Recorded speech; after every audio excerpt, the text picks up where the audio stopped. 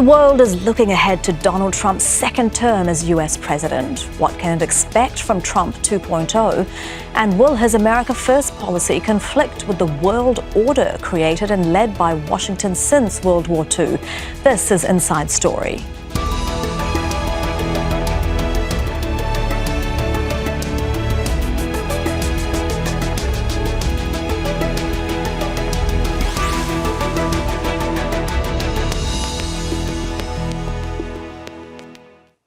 Hello and welcome to the program. I'm Elizabeth Puranam. The first 100 days of Donald Trump's first term were defined by chaos, from banning visitors from some Muslim-majority countries to pulling out of major trade deals. His decisions shocked the world. Trump's actions sought to assert American leadership globally, but they were widely seen as attempts to flaunt power. And instead of earning respect for the US president, they triggered fear. Trump's made similar threats and assertions in the weeks before his second term in office. He's promising to crack down on immigration, unleash tariffs on allies, and even take control of the Panama Canal and Greenland. So what can the international community expect from the second Trump presidency in the next 4 years? And can he halt Washington's fading reputation as an upholder of democracy and a rules-based world order? We'll get to these issues with our guests in a moment, but first, this report by Katia Lopez-Horayan. Donald Trump's second presidential term begins in a vastly different global landscape than his first. It's led some to question if his America First messaging could permanently change geopolitics. And we begin a brand new day of American strength and prosperity, dignity and pride. Described as both powerful and reckless, Donald Trump's political style has many leaders bracing for the unexpected. His supporters hope his transactional deal-making approach will help maintain the ceasefire deal between Israel and Hamas, as well as end the fighting between Russia and Ukraine. I haven't spoken to Trump in more than 4 years, and I am ready for it, of course, at any time. I'll be ready for a meeting if he wants it. Threats of U.S. tariffs on Canada, Mexico, and China are worrying other countries, including longtime allies. I think Europe needs to assert itself with regard to US trade policies and perhaps impose tariffs. It should also seek other trade partners outside the US and strengthen its own policies within the European Union. Mass deportations are at the top of Trump's agenda. He's promised to tighten border security and deport up to 20 million undocumented immigrants from the U.S. Whether respected or feared, critics say Trump's blanket approach to legitimate issues, domestic and international, could have far-reaching consequences. It would be a mistake for us to assume that the damage to the human rights system and to human rights as a whole will be domestic, because the tone that the US and that Trump in particular has been setting is one that is emboldening other autocrats or want-to-be autocrats around the world. At a time of political uncertainty, many are wondering if Trump will upend more than 80 years of American dominance around the world, and if so, how much it will affect a shifting global order. Katia Lopez-Horayan, Al Jazeera for Inside Story.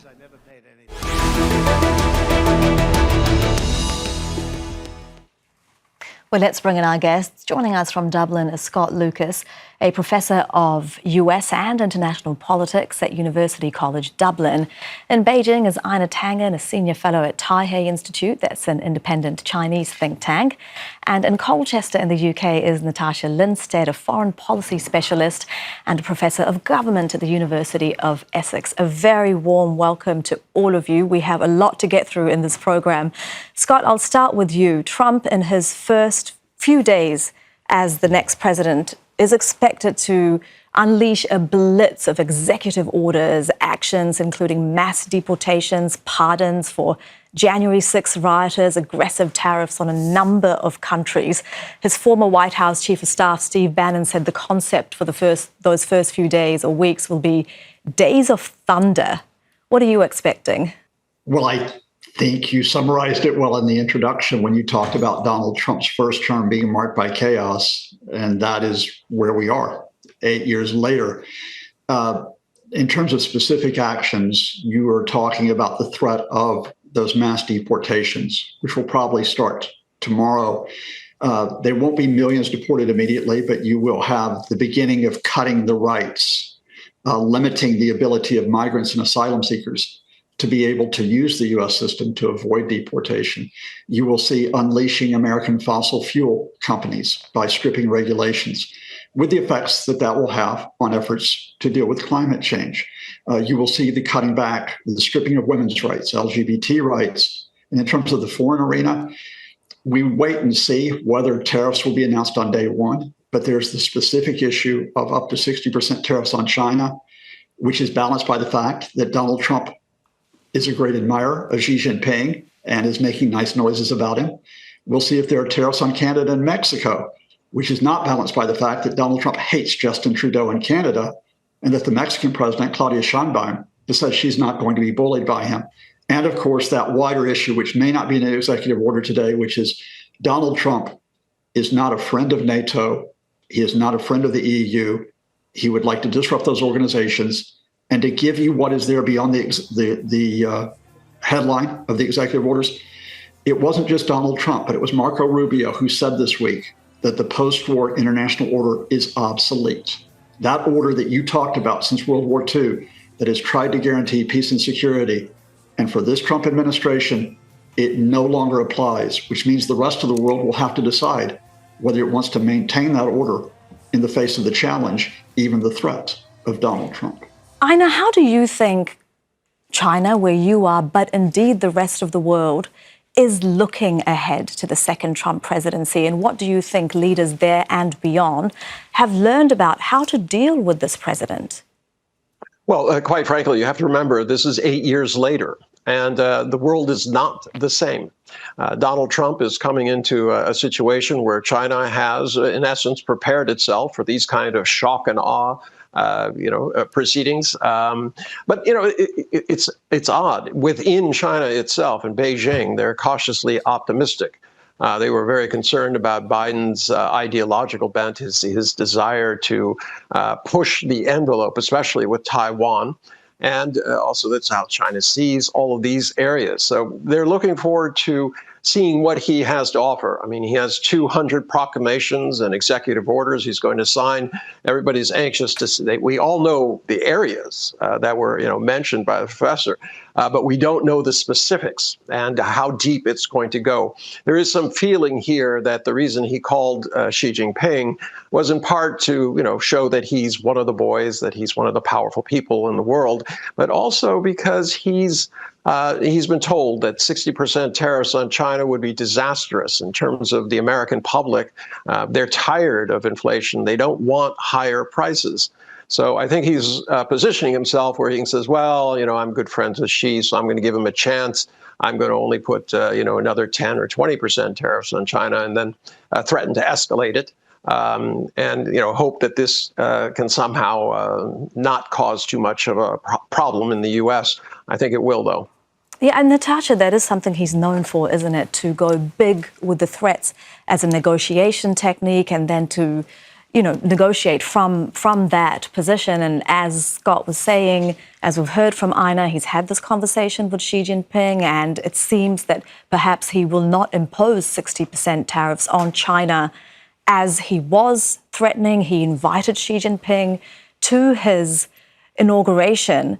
How are you seeing things from the perspective of the great promises he made about how much he was going to improve the U.S. economy?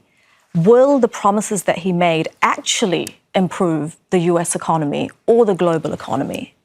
So one of the things to understand about Trump is a lot of the things that come out of his mouth, they just sort of come into his head spontaneously sometimes.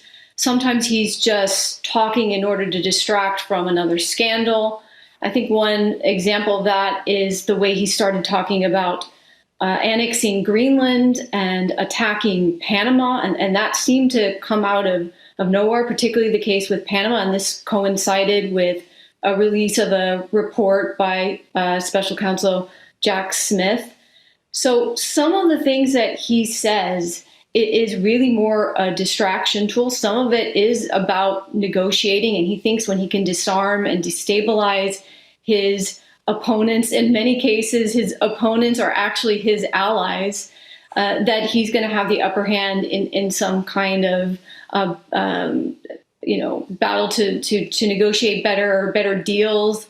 But I think it's going to be very difficult for him to follow through with all of the things that he says he's going to do. Even with the power of executive order, there will be pressure not to go ahead with the extremes, like 60% tariffs on China, understanding how damaging that will be, really more so to the U.S. economy, because China will find other trading partners and had already diversified its economy during the first Trump administration. But if he really wants to address inflation, if Trump is really serious about that, having an additional tax on all these really critical and important goods coming in, whether it be from Canada, from Mexico, or China, and those are obviously the three biggest trading partners of the U.S., is not going to make things cheaper. And those were some of his big promises. So I don't think he can fully follow through on most of it. I think he wants, though, a photo op. I think he wants the appearance that he made a good deal, and he'll try to sell it that way to his base. Scott, one of the things that he has achieved, one of the big things that he spoke about on the campaign trail, is he said he wanted a ceasefire in Gaza before his inauguration. That's something that has happened. Do you think that he will care about what happens in Gaza beyond the first phase of this deal when the Israeli captives have been exchanged? We need to put that important question into perspective by going back to what really happened. And that is that soon after the November election, Joe Biden invited Donald Trump to the White House beyond the photo opportunity, because Biden, like everybody else, knows that you play to Trump in terms of his ego. And as a transactional president, he said, look, let's get a deal done by the time you step up and take the inaugural oath on January 20th. And to Trump's credit, because it would make him look good, he appointed or designated Steve Witkoff, his Middle East envoy, to work with the Biden people. And of course, they, working with the Egyptians, the Qataris, brokering between Hamas and Israel, got us this phase one ceasefire, which we should have had many months ago. But be that as it may, what that story about Trump claiming credit all to himself obscures the fact is that we are unlikely at this point to get a phase two ceasefire. And why is that? Because the biggest determinant right now in phase two is not Donald Trump, it's Israeli domestic politics. And when you have two hard right ministers in the Israeli cabinet, one of whom has left and taken his party out of the government, when they're saying that Israel must return to war in 6 weeks and must establish a military government over Gaza, it's going to be very hard for Benjamin Netanyahu to proceed with phase two, even if he wanted to.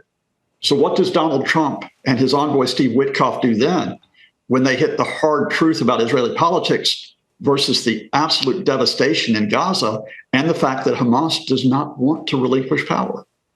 And Einar, does it give us an idea, to answer Scott's question about what Donald Trump might do, if we look at everyone that he has put in place to work on his Middle East policy, supports Netanyahu? Of course, what happens with this war has an impact on the entire region and beyond. If you look at his appointees so far, support Netanyahu. His Defense Secretary Pete Hegseth thinks Israel should annex the West Bank. Does that tell us everything we need to know about what we can expect? Or is Trump still capable of surprises here, do you think, Einar? Well, Elizabeth, I don't think there are any surprises. What he wanted was a show pony. He wanted to have his inauguration and say, look, I brought peace into Israel and Hamas. The fact is, they have already started a position where they say, well, if Hamas breaks the truce, all hands are off. I mean, his idea is he would like to see peace there, not because he particularly cares about the situation. He's a big backer of Israel, but he would like to get the Nobel Peace Prize. He nominated or got people to nominate him twice during his last presidency. And he said many times on the campaign trail, I'm going to be the peace president and things like this. remember, Obama got it, and anything that Obama had, he seems to want. So that might be an amelioration in terms of his action, but I doubt it. I would agree with the former speaker. This is a situation which domestic politics in Israel is going to control. He's just looking for some way to say, well, I tried, I brought them together, and then, these terrible Hamas people broke the deal, and, Israel's going to have to take care of it. Natasha, as well as saying that he wanted a ceasefire before the inauguration, one of the things he repeated during the campaign was that he would end the Russia-Ukraine war in a day. Interestingly, he stopped saying that, and he said that it would take him perhaps the first 100 days to secure a deal. Of course, Washington has great leverage with Kyiv because of the military support it provides Ukraine. How do you see Trump using that leverage?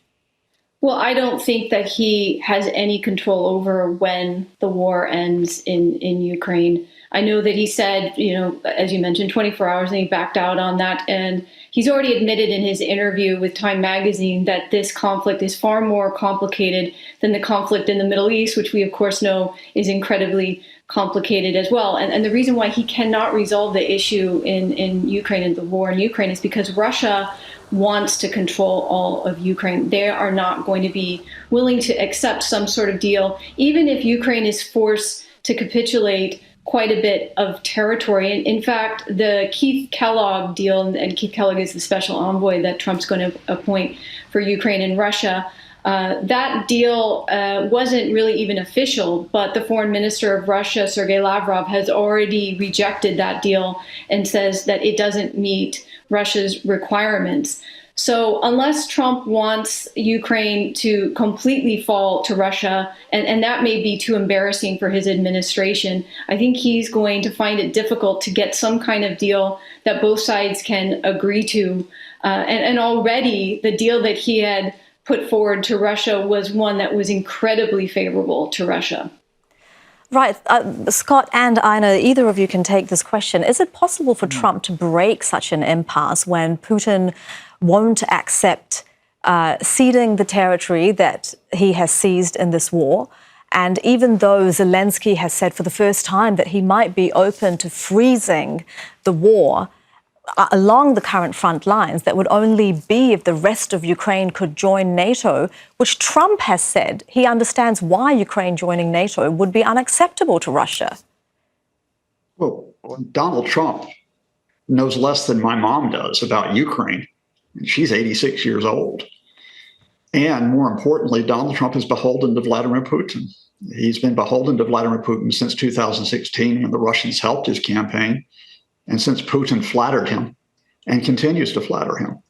Now, and Donald Trump wants to say, I'm the peacemaker, et cetera, et cetera. The question here is the people around Trump.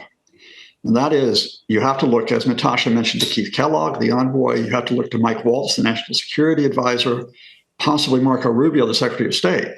And that is, will they, like Trump, just simply accept the Kremlin narrative of peace talks, which means annexation, the international community of accepting the annexation by Russia of 27% of Ukraine? Or will they say, no, we're not going to let Vladimir Putin have that? There is a deal which is pretty much being worked out, which is being developed, which is going to be that in the short term, Ukraine will accept the Russian occupation of parts of eastern and southern Ukraine, including Crimea, and in return, Ukraine will get a path to NATO and get a path to the European Union. But you've got to square a lot of people to accept that. You've got to square European countries on that. You've got to arrange that with NATO, of course. And you've also got to look at powers like China's in terms of how they're going to react. So no, Trump's not going to bring a settlement to Ukraine because Trump here is simply all bluster. The question is, will Washington have enough adults in the room to be able to deal with this and not capitulate to effectively being carrying water for the Kremlin? And Einar, will, the international community saying that further annexation is not acceptable, but the international community will not fill the military shortfall to Ukraine that Donald Trump can withhold, right?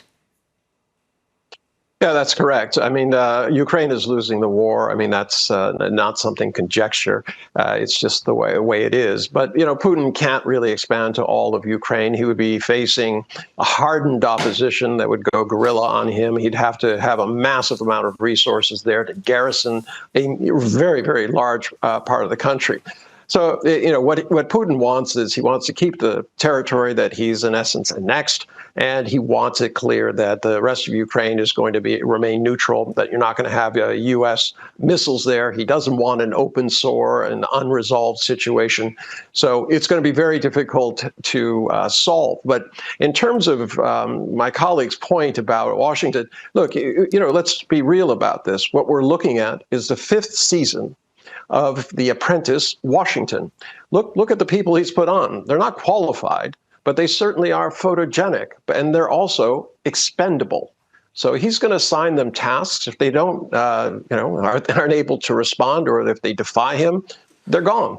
I don't think he'll do the "you're fired" bit, but Ramaswamy is already gone, and he hasn't even started his tenure as president.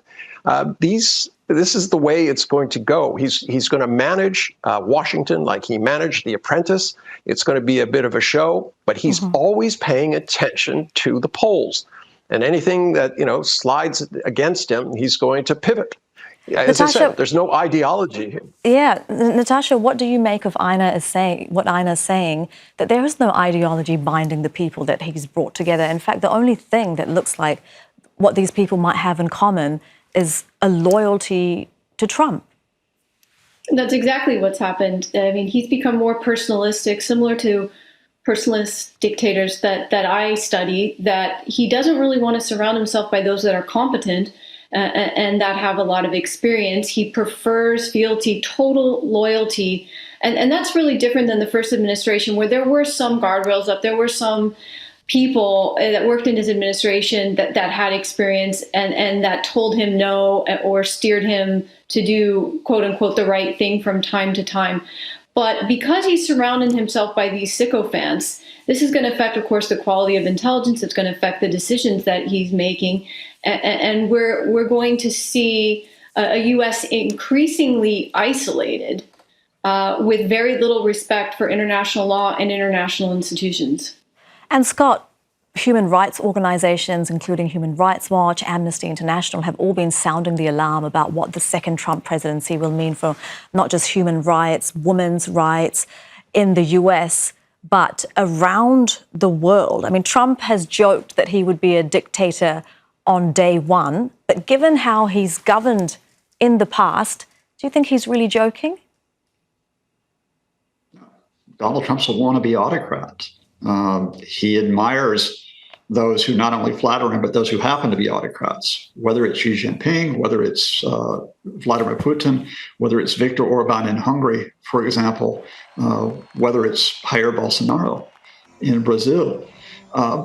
And Donald Trump does not believe in working within the system. He sees the American system as being a threat to him. And he sees human rights as being a threat to him. I mean, let's remember a couple things here. To connect the personal with what's happening in terms of foreign policy. Donald Trump's a convicted felon. Donald Trump's also a convicted fraudster. Donald Trump has been convicted of defamation of a woman who he sexually assaulted. So rights don't enter into what Donald Trump does personally. And he doesn't think of rights when he looks at America or abroad. And of course, the tragedy here is that America, which is, of course, has been very flawed in the way that it has tried to promote human rights. We could go talk about decades about that. But what happens here is if you have a president who absolutely is not only against human rights, but is tearing them apart, then those who are in other countries around the world who are suppressing human rights, whether it be in Asia, the Middle East, Latin America, they feel like they've got a free pass. There's no reason to listen to the United States on this issue. Yeah. Einar, how do you see it? Because the US has long been criticized for not being completely genuine when it talks about holding up human rights and the rules-based order. What does having someone like Donald Trump in the presidency mean for the US role in that? Well, unfortunately, the unvarnished truth is that the United States has been a rogue nation for most of its life. It's only been at peace for 17 years out of 249. And it's not that much of a change. Remember, under Biden, the Pentagon was spreading this nonsense about the Chinese vaccines in the Philippines. This cost many people their lives. And when they were confronted by it, by Reuters, what did they say? Oh, we do it again because it's a way of getting back at China. They did the same thing with the fake vaccine drive when they were hunting for Osama bin Laden. What has the result been? Anybody who claims that they're vaccinating, even for polio, is being attacked and killed. I mean, there are long-term consequences to this pretending that the U.S. is the benefactor of the world. They're not. Guantanamo has not been closed. What do you say about the wars in Afghanistan and Iraq and other places? Somalia, you name it. The U.S. has been a bringer of chaos. It has not been upholding the international order. It has been ignoring it. Remember, under Biden, the ICC is being threatened with arrest. But I suppose the question is, does it have a leader who can undo some of that damage? Or, Natasha, let me put it to you, how much more damage will the Trump presidency do to that, keeping in mind that this has to be his last term? Right. I mean, so I would counter that Biden was trying to move back towards multilateral diplomacy. To what extent he was successful, people can debate that. But under the Trump administration, it will get worse. I mean, to quote a Harvard law professor, Jack Goldsmith, during Trump's first term, we've never seen such an onslaught on international institutions and international law, because he just doesn't understand the way international politics works. He doesn't have any moral authority. He lies more frequently than he tells the truth. And all these things coupled together with just the fact that also he sees his allies as the problem and not his necessarily U.S.'s traditional enemies is going to make it much more difficult. And when the U.S. has been at its most democratic, that actually does affect the level of democracy across the world. There is this diffusion effect that you see higher respect for human rights, and stronger electoral institutions and levels of participation and representation. So it does really matter what the U.S. is doing, but I think Trump is going to plunge things on a very dangerous path. Natasha Lindstaedt in Colchester, Scott Lucas in Dublin, and Einar Tangen in Beijing. I'm afraid we've run out of time, but I want to thank you all for this lively discussion. We really appreciate your time. And thank you too for watching. You can see the programme again anytime by visiting our website, aljazeera.com. And for further discussion, do go to our Facebook page. That's facebook.com/AJ Inside Story. You can also join the conversation on X. Our handle is @AJ Inside Story. From me, Elizabeth Puranam, and the whole team here, bye for now.